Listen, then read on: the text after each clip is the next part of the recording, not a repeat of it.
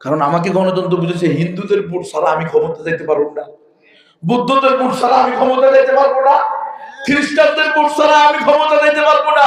সুতরাং আমার ইমান দরকার নাই, আমার ক্ষমতা দরকার।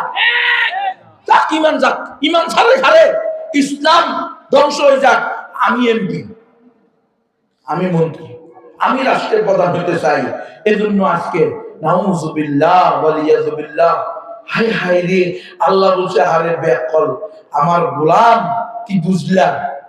উল্টা সামজিলি রে রাত। আমি বললাম ওয়ামান নাসরু ইল্লা মিন ইনদিল্লাহিল আজিজিল হাকীম, রব্বুল আলামিনের নুসরত ছাড়া ক্ষমতায় দেওয়া সম্ভব না। আর তুমি বুঝলে না হিন্দু বৌদ্ধ ঐক্য পরিষদের নুসরত ছাড়া ক্ষমতা দিতে পারো না। কি অবস্থা হুজুর? ক্ষমতার মালিক কে? আল্লাহ। আহা,